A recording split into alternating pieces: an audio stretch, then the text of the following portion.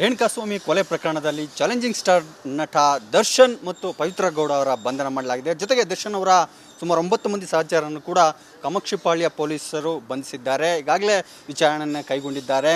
ಕಳೆದ 8ರಂದು ರೇಣುಕಾಸ್ವಾಮಿಯ ಏನು ಕೊಲೆ ಆಗಿತ್ತು ಅವನನ್ನು ಒಂದು ಕಡೆ ಕರೆಸಿ ಅವನ ಮೇಲೆ ಹಲ್ಲೆ ಮಾಡಿ ಕೊಲೆ ಮಾಡಿದ್ರು ಅನ್ನೋದು ಈಗ ಕೇಳಿಬರ್ತಾ ಇರುವಂಥ ಆರೋಪ.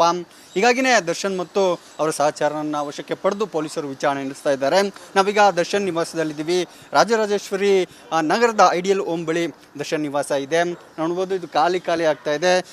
ದಿನ ಯಾವಾಗಲಾದರೂ ದರ್ಶನ್ ಮನೆಯಲ್ಲಿದ್ದರೆ ಅವರ ಅಭಿಮಾನಿಗಳು ಬೇರೆ ಬೇರೆಯವರು ಮನೆ ಹತ್ರ ಬರ್ತಾಯಿದ್ರು, ಅವ್ರು ನೋಡಲಿಕ್ಕೆ ಬರ್ತಾಯಿದ್ರು, ಸಾಕಷ್ಟು ಜನ ಬರ್ತಾಯಿದ್ರು. ಆದರೆ ಇವತ್ತು ಕೊಲೆ ಪ್ರಕರಣದಲ್ಲಿ ಬಂಧನ ಆಗಿರೋ ಹಿನ್ನೆಲೆಯಲ್ಲಿ ಅವರ ನಿವಾಸ ಖಾಲಿಯಾಗಿದೆ.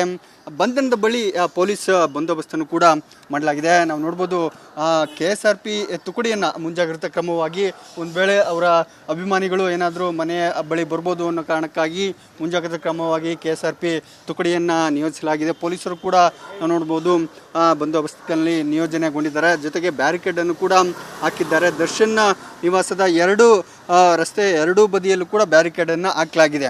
ಹೀಗಾಗಿನೇ ದರ್ಶನ್ ಈಗ ವಿಚಾರಣೆ ಎದುರಿಸ್ತಾ ಇದ್ದಾರೆ, ಪೊಲೀಸರ ತನಿಖೆಯನ್ನು ಎದುರಿಸ್ತಾ ಇದ್ದಾರೆ.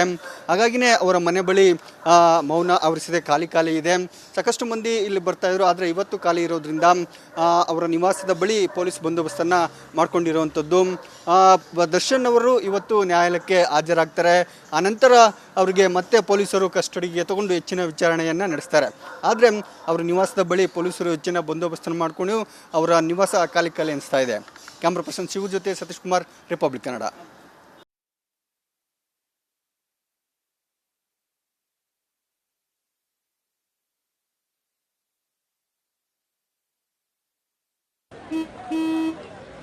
ನಡಿ ಈಗ ಶುರು ಮಾಡೋಣ.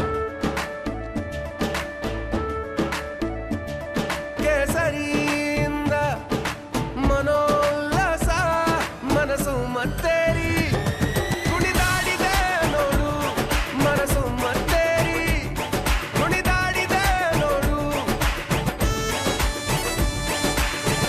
ಕ್ಷಣ ಕ್ಷಣವೂ ಆಚರಿಸಿ ಕೇಸರಿ ಹಬ್ಬ. ವಿಮಲ್ ಬಾಯಲ್ಲಿ ಹೇಳಿ ಕೇಸರಿ.